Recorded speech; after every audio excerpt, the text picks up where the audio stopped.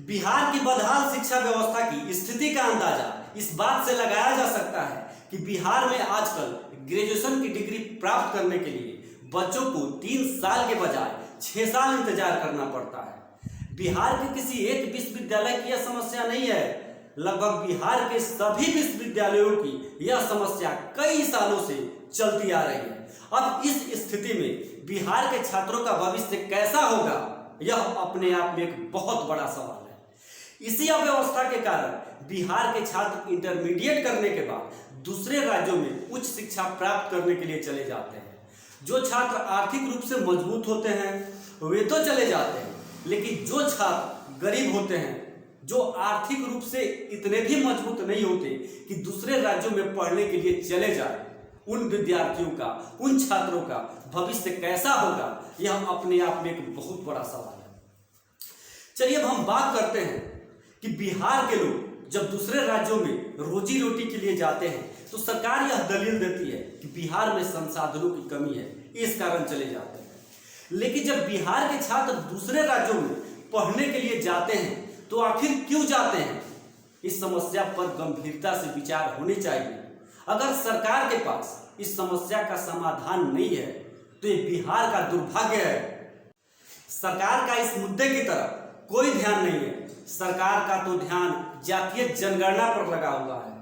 आए दिन मैं देखता हूं कि बिहार में जातीय जनगणना के नाम पर बहस छिड़ी हुई है। लगभग सभी राजनीतिक दल इस मुद्दे पर एकजुट दिखाई देते हैं। मजे की बात यह है कि जो विपक्ष सरकार को हर मुद्दे पर घेरने का काम करती है, वह विपक्ष भी इस मुद्दे पर सरकार के साथ साथ दिखाई दे रही है। मेरा यह व्यक्तिगत विचार है कि आज भी बिहार की राजनीति लगभग जातिवाद के इर्द गिर्द घूमती हुई नजर आ रही है। भारतीय लोकतंत्र का यह दुर्भाग्य कहिए कि आजादी के इतने सालों के बाद भी कभी हिंदू मुसलमान के नाम पर, तो कभी अगड़ी पिछड़ी के नाम पर, तो कभी हरिजन और महादलित के नाम पर चुनाव हो रहे हैं। और इस चुनाव में राजनीतिक पार्टियां जानबूझ के इन जातिगत और धार्मिक मुद्दों को अपना प्रमुख हथियार बना रही है।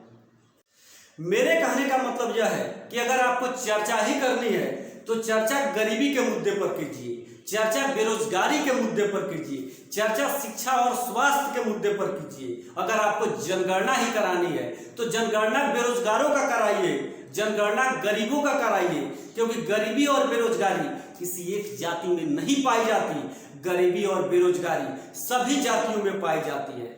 लेकिन इन राजनीतिक दलों का कैरियर जातीय जनगणना के साथ ही जुड़ा हुआ है। जब बिहार में जातीय जनगणना होगी, जब बिहार की इन जातियों को अपनी वास्तविक संख्या का पता लगेगा, तब ये जातियां अपनी अपनी संख्या के आधार पर सरकार से आरक्षण की मांग करेंगी। जातियां सड़कों पर उतरेंगी, धरने प्रदर्शन होंगे, आंदोलनों का दौर शुरू होगा और ये राजनीतिक पार्टियां अपनी राजनीतिक रोटियां सेकने का काम करेंगे।